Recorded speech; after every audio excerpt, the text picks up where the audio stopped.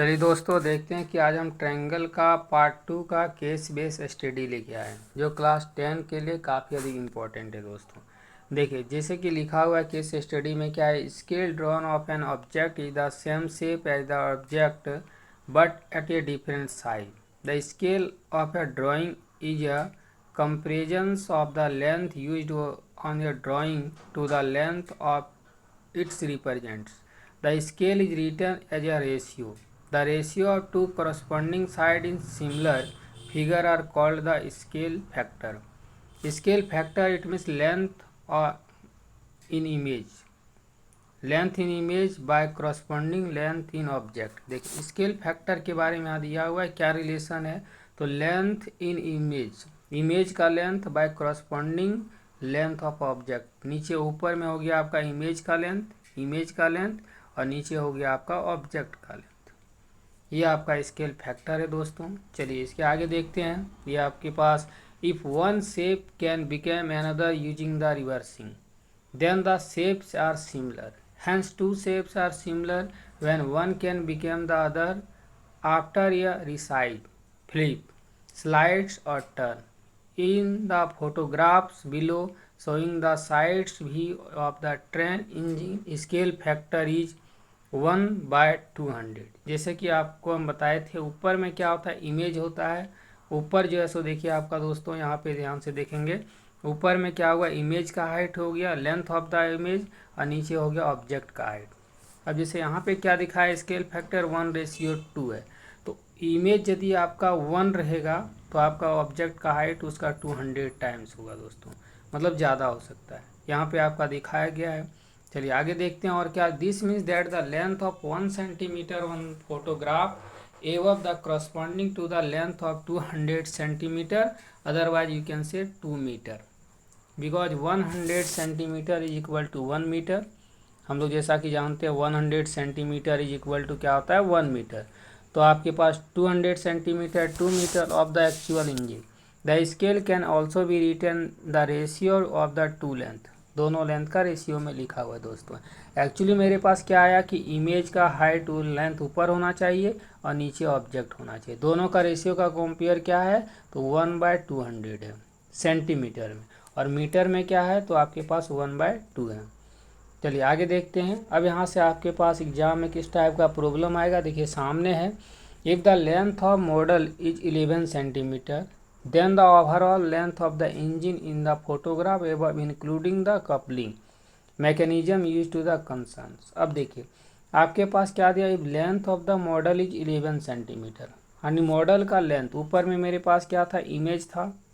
Then after मेरे पास क्या था, ऑब्जेक्ट का हाइट था, जिसका रेशियो आपके पास 1/200 था सेंटीमीटर में।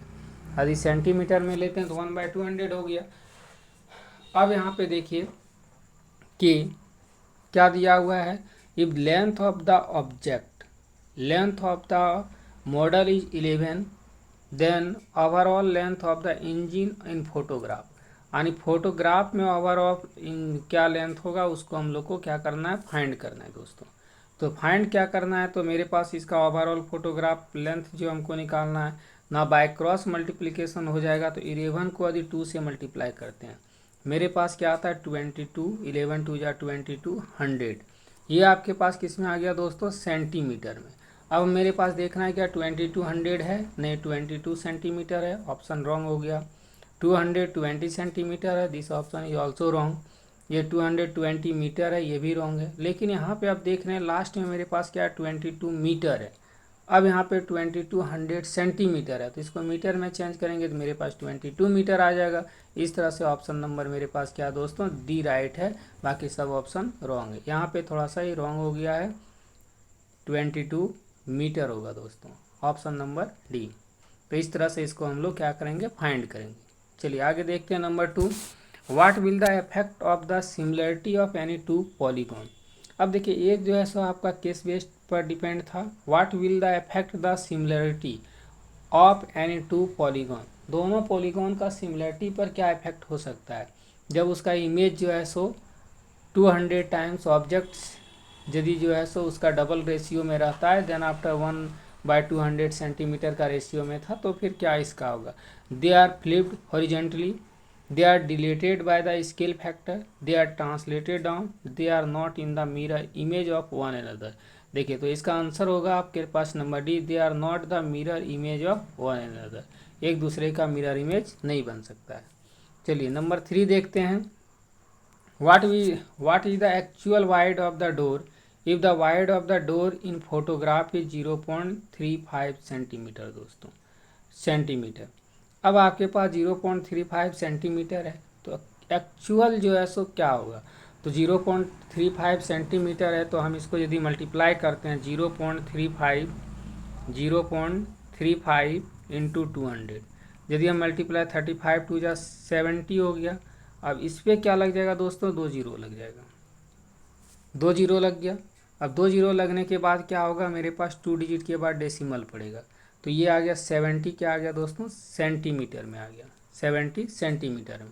लेकिन हमको क्या चाहिए, क्या 70 सेंटीमीटर में, सबका यूनिट मीटर में, तो डिवाइडेड बाय 100, ये आपका मीटर में चेंज हो गया, 0 से 0 कैंसिल हो गया, यानी 0.7 मीटर। तो ऑप्शन नंबर 1 ही 0.7 मीटर है, बाकी ये भी रॉन्ग है, ये भी रॉन्ग है, ये भी रॉन्ग है दोस्तों। तो इस तरह से ऑप्शन नंबर मेरा ये क्या है, राइट है, बाकी सब रॉन्ग है। चलिए आगे देखते हैं, नंबर 4 में क्या हो सकता है, if 2 similar triangles have a scale factor 5:3, which statement regarding 2 triangles is true. कौन सा स्टेटमेंट सही हो सकता है, the ratio of their perimeter is 15:1। अब देखिए दोनों का रेशियो दिया हुआ है स्केल फैक्टर का, तो उसका पेरीमीटर का रेशियो क्या हो सकता है, देयर एल्टीट्यूड का रेशियो 25:51 हो सकता है, और their medians have the ratio 10:4 हो सकता है, their angles bisector having the ratio 11:5 होगा। अब देखिए स्केल फैक्टर दिया है, तो एंगल बाइसेक्टर तो हम नहीं निकाल सकते हैं डायरेक्ट, इसके द्वारा हम लोग एल्टीट्यूड निकाल सकते हैं दोस्तों। एल्टीट्यूड क्या करना है, तो ये 5 और 3 है, तो इसका डायरेक्ट स्क्वायर कर दिए, 25 और 3 जा आपके पास होगा 3 5 जा 15 दोस्तों। तो 25 और क्या हो गया 15 का जो है सो रेशियो हो जाएगा, 5 5 जा 25 हो गया, और 5 3 जा क्या हो गया 15 हो गया। तो इस तरह से इसका the altitude having the ratio 25 और 15 हो गया। तो इस तरह से का प्रॉब्लम को हम लोग इस तरह सॉल्व करेंगे। तो ये आपका केस बेस स्टडी था। चलिए लास्ट देखते हैं नंबर 5 में, the length of A B is given, A B is equal to x दिया हुआ है, B D is equal to 4 है, डी सी डी ई का लेंथ 6 है, और बी सी का लेंथ 3 है। तो यहाँ पे बोलता है कि मेरे पास x का वैल्यू क्या होगा। तो x का वैल्यू निकालने के लिए पहले दोनों ट्रायंगल को यदि हम सिमिलर प्रूव करते हैं, तो ये दोनों सिमिलर है, ये दिया हुआ है। अब सिमिलर यदि है तो ये BC किसका पैरेलल है दोस्तों, DE का पैरेलल है। अब BC जब DE का पैरेलल है, तो मेरे पास क्या होगा, इसका रेशियो निकालिए। रेशियो निकालने के बाद एक तरह से हम कर सकते हैं कि सपोज दैट x/4, यदि हम लेते हैं x/4 इज इक्वल टू, ये आपका हो गया 3, पहला हो गया x, और यदि बड़ा ट्रायंगल में लेते हैं तो मेरे पास x+4 हो गया।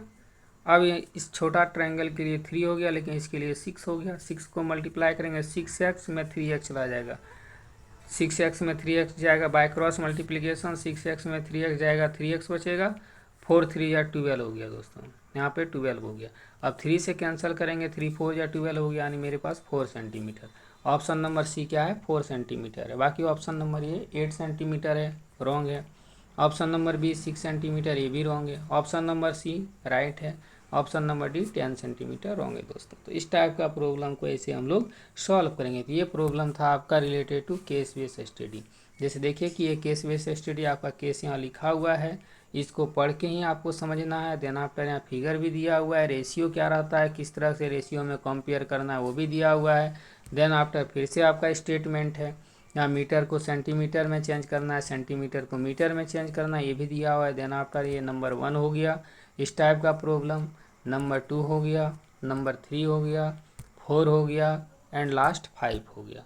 तो इस टाइप का प्रॉब्लम को हम लोग इस तरह से केस बेस स्टडी में सॉल्व करेंगे दोस्तों। सिर्फ आपका पूरा स्टेटमेंट दिया रहता है, सिर्फ आपको पढ़ना और समझना, according to this statement, according to the case आपको उसको सॉल्व करना है। तो इस टाइप का ये फाइनल एग्जाम में आपको पूछा ही जाएगा related to case base study.